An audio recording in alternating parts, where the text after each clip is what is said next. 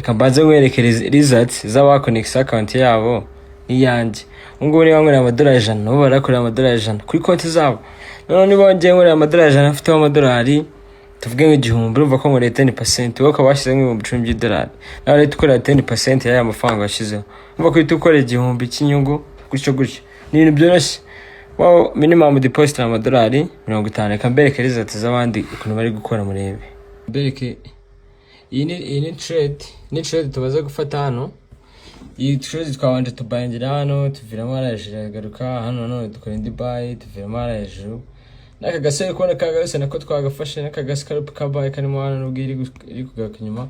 Bari gukora trade nk'eshanu uyu munsi, none naserishije nagarutse muri mood yanjye ya kera. Bamwe mu mujama, urabona no mujama ingo amaze iminsi 3 akonekise konti yiwe.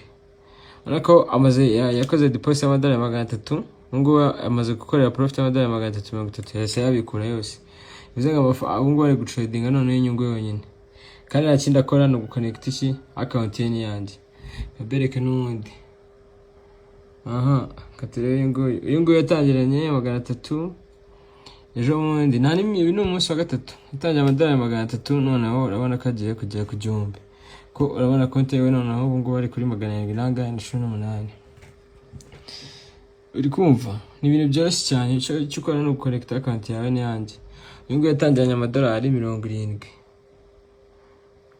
Afite angaya buriya 90, amaze gukora 20. Imva kuri percentage ari amafaranga menshi. Hari n'abandi.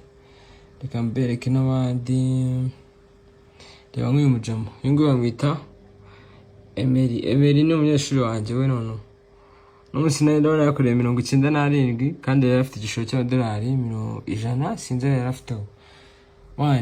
We are working. Abandi ni benshi, video ntago yarangira. Ariko mwige mukora iki? Mukorekte konti zanyu n'izanjye muze dukorere ibiceri. Hano bibedere ni muri groupe bizamo hariya.